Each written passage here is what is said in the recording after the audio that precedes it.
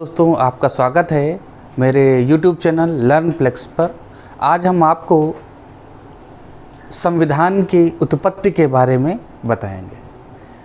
पहले कि संविधान है क्या, आपको ये सबसे बड़ी चीज़ पहले चीज़ पता होनी चाहिए कि संविधान आखिर है क्या। तो संविधान क्या है? एक लिखित दस्तावेज या वैधानिक दस्तावेज। ठीक है, वैधानिक यानी कि कानून, या हम ये कहेंगे एक संविधान सभा द्वारा किसी देश के प्रतिनिधियों ने मिलकर एक संविधान सभा के माध्यम से जब कोई दस्तावेज तैयार करते हैं तो उसे क्या नाम दिया जाता है?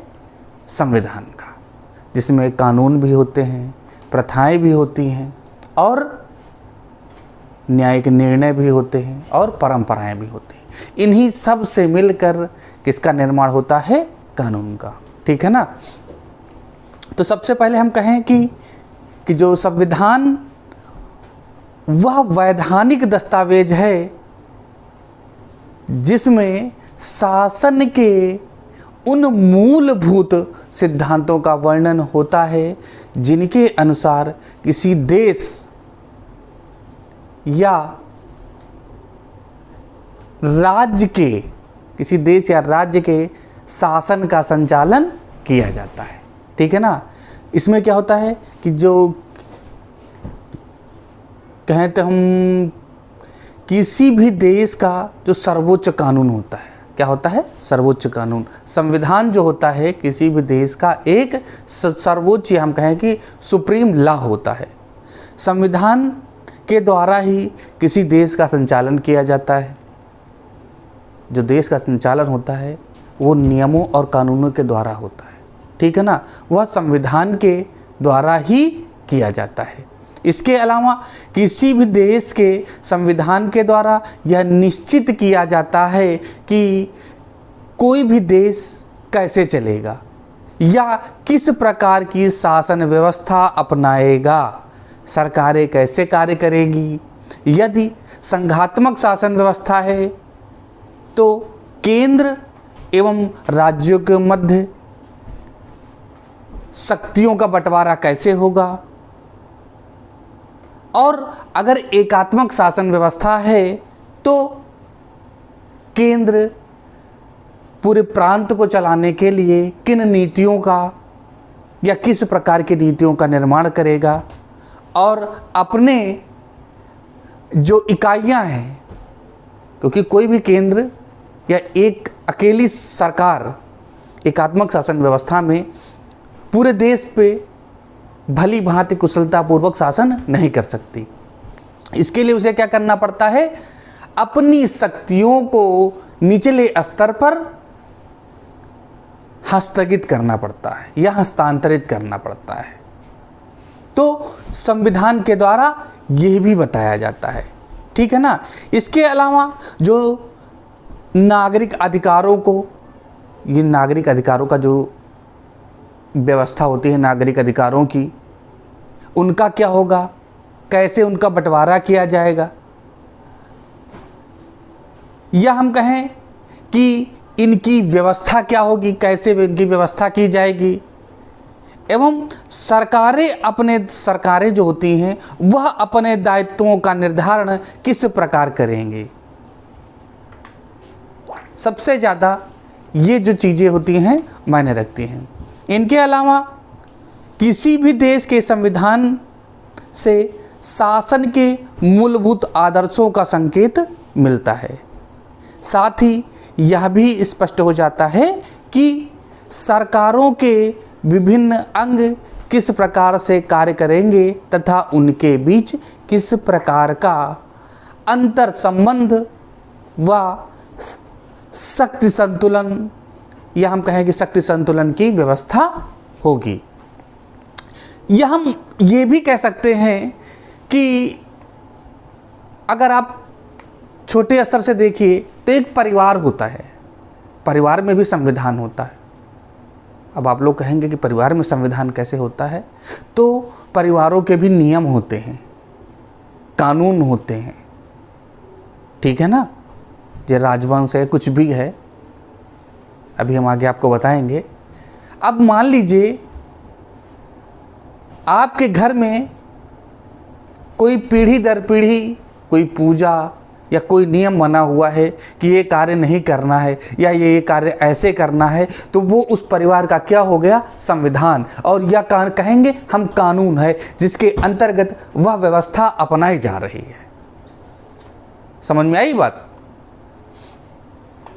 अब हम ये भी कहें कि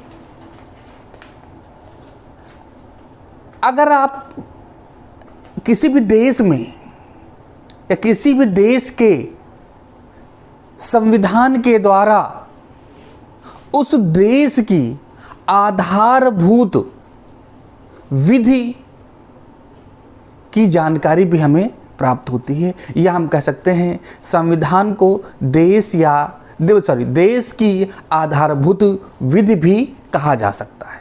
ठीक है ना, जो जनता के विश्वास व उनकी आकांक्षाओं को प्रतिबिंबित करती है। इसके अलावा संविधान में जनता के अधिकारों, दायित्वों का वर्णन रहता है। उसी प्रकार सरकार के भी अधिकारों और उसके दायित्वों का वर्णन रहता है कि नागरिकों के क्या क्या अधिकार हैं, इनके उल्लंघन पर या उनके हनन पर नागरिक क्या कर सकते हैं। जैसे मान लीजिए भारत के जो नागरिक हैं उनके मौलिक अधिकार, उनके मौलिक कर्तव्य हैं, कर्तव्य भी दिया, अधिकार के साथ साथ आपके अधिकार ही नहीं कर्तव्य भी हैं, देश के प्रति आपके कर्तव्य भी हैं। और मौलिक अधिकारों के उल्लंघन पर क्या हो सकता है? मान लीजिए सरकार द्वारा किसी भी प्रकार से मौलिक अधिकारों का हनन किया जाता है या प्रशासनिक अधिकारियों द्वारा, तो आप न्यायपालिका की शरण ले सकते हैं। ये सब कहाँ है? संविधान में ये सारी व्यवस्था होती है।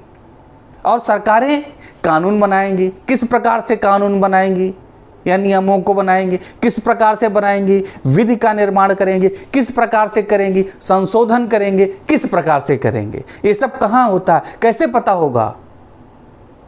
किसके द्वारा पता होगा भाई? ये सब विधि या संविधान के द्वारा। ठीक है ना? तो अब हम कहें कि संविधान क्या है, ये पॉइंट आपका क्लियर हो गया है। ठीक है ना? एक वैधानिक दस्तावेज होता है। ठीक है। दूसरा कहें कि संविधान के प्रकार, क्या प्रकार है? संविधान लिखित और अलिखित होता है। दो प्रकार का संविधान होता है, एक होता है लिखित संविधान और दूसरा होता है अलिखित संविधान। लिखित संविधान का उदाहरण जो सबसे पुराना संविधान है हम उसी का देंगे, अमेरिका का संविधान या यूएसए का संविधान। और अलिखित संविधान का मतलब है यूके यानी कि यूनाइटेड किंगडम, या आप ग्रेट ब्रिटेन भी कह सकते हैं। समझ में आई बात? हाँ। अब यूनाइटेड स्टेट ऑफ अमेरिका का जो संविधान है, इसको लिखित संविधान की श्रेणी में इसलिए रखते हैं क्योंकि यह सबसे पुराना लिखित संविधान है। अगर हम कहें कि सबसे पुराना संविधान किस देश का है, तो वो कहेंगे यूएसए का संविधान।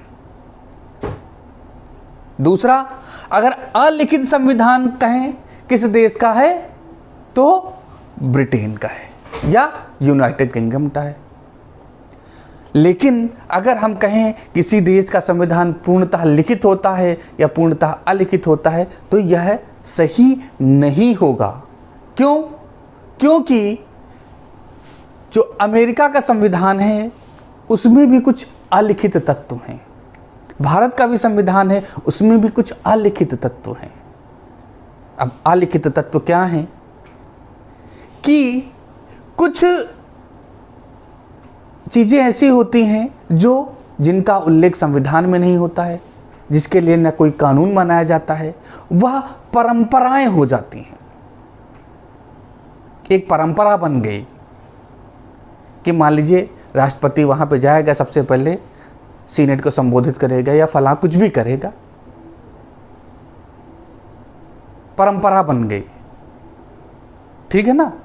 तो उसे हम क्या कहेंगे?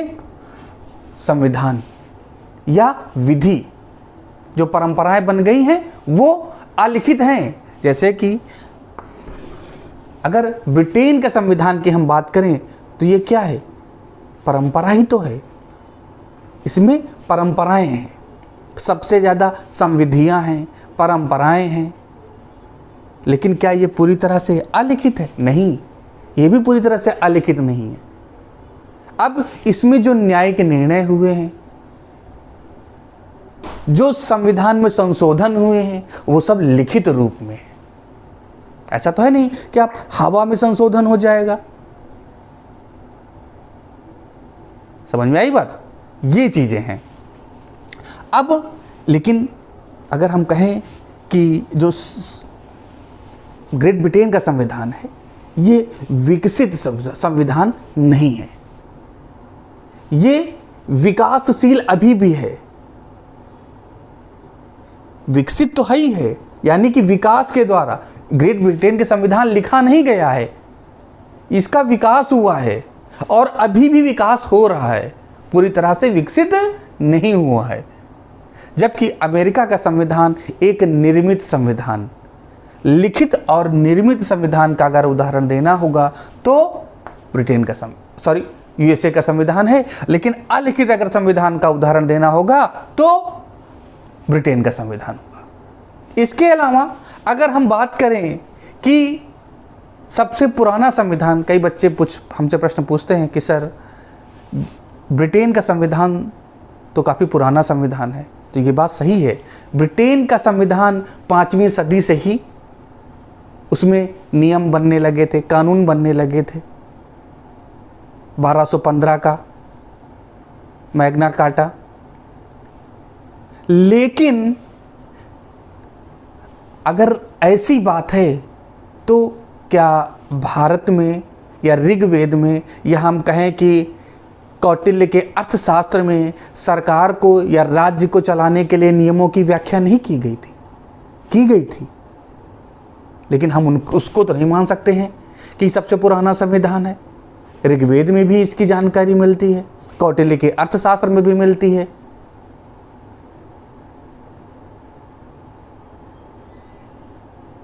क्यों नहीं मानते हैं? क्योंकि उसको बनाने के लिए या उन विधियों के निर्माण के लिए किसी एक संविधान सभा की व्यवस्था नहीं की गई थी, यानी कि संविधान सभा के द्वारा इसके संविधान का निर्माण नहीं किया गया था।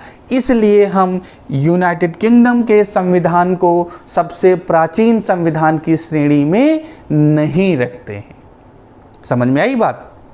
और यूएसए के संविधान को संविधान की श्रेणी में रखते हैं। ये चीज़ तो क्लियर हो गया है। संविधान के बहुत सारे प्रकार होते हैं, वो हम आपको अगली क्लास में बताएंगे। बस आज के लिए इतना ही। नमस्कार।